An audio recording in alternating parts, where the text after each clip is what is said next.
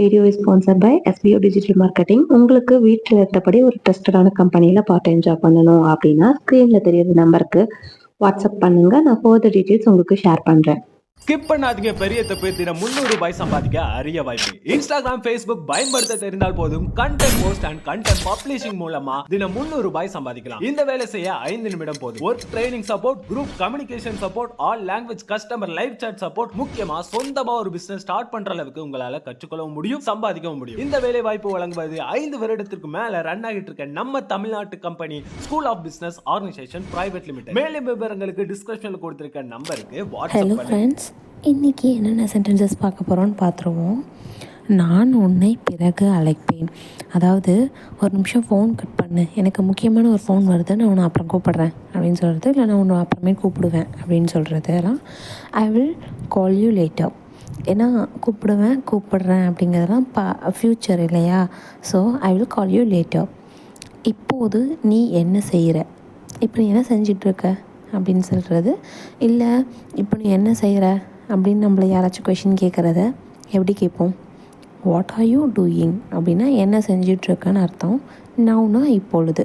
So what are you doing now, நீ இப்பொழுது என்ன செஞ்சிட்ருக்க, இப்போது நீ என்ன செய்து கொண்டு இருக்கிறாய். What are you doing now அப்படின்னு கேட்குறது.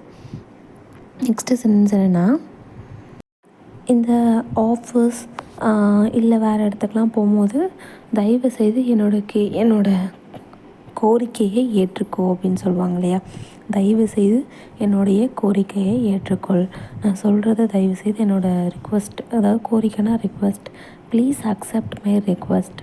இது என்னென்னா நம்ம கம்ப்ளைண்ட் கொடுக்க போகிறது இல்லை ஏதோ ஒரு ரிக்வெஸ்ட் பண்ண போகும்போது தயவுசெய்து அக்செப்ட் பண்ணிவிட்டு இது என்னங்கிற ஸ்டெப் எடுங்க, அடுத்த ஸ்டெப் எடுங்க அப்படிலாம் சொல்கிறத ப்ளீஸ் அக்செப்ட் மை ரிக்வெஸ்ட் அப்படின்னு சொல்லுவோம். அவளுக்கு தனித்திறமை இருக்குது, அவளுக்கு தனித்திறமை உள்ளது.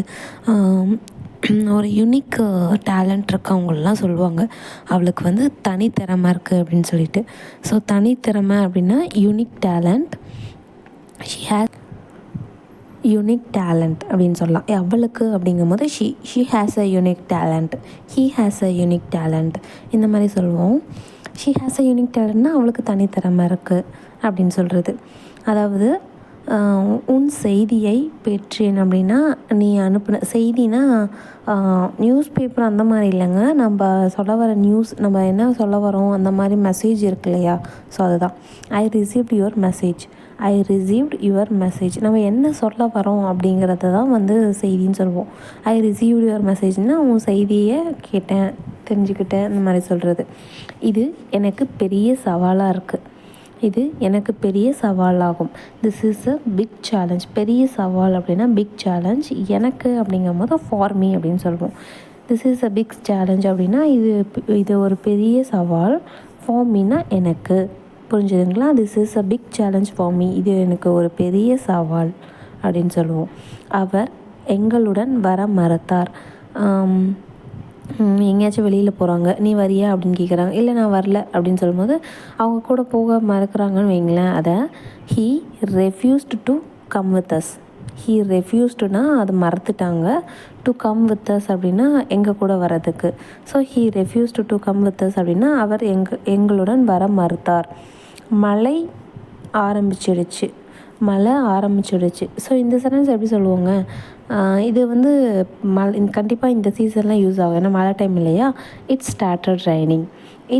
ஸ்டார்டட் ரைனிங் அப்படின்னா மழை பெய்ய ஆரம்பிச்சிடுச்சு, மழை பெய்ய ஸ்டார்ட் ஆகிடுச்சு அப்படின்னு சொல்கிறத இட்ஸ் ஸ்டார்டட் ரைனிங் சொல்லுவோம். இன்றைக்கி பார்த்த சென்டென்சஸில் நிறைய சென்டென்ஸ் நமக்கு யூஸ்ஃபுல்லான சென்டென்ஸ் தான். நீங்கள் பேசும்போதே இங்கிலீஷில் பேச பழகணும் அப்படின்னா தப்பாக இருந்தாலும் பரவாயில்ல, பேச ஸ்டார்ட் பண்ணுங்கள். கண்டிப்பாக சேனலை சப்ஸ்கிரைப் பண்ணி உங்கள் சப்போர்ட்டை சேனலுக்கு கொடுங்க. அது எனக்கு இன்னும் மேலும் நான் வீடியோஸ் போடுறதுக்கு, நான் டெவலப் ஆகிறதுக்கு எனக்கு ரொம்ப யூஸ்ஃபுல்லாக இருக்கும். Stay tune for next video. Until then, tata, bye.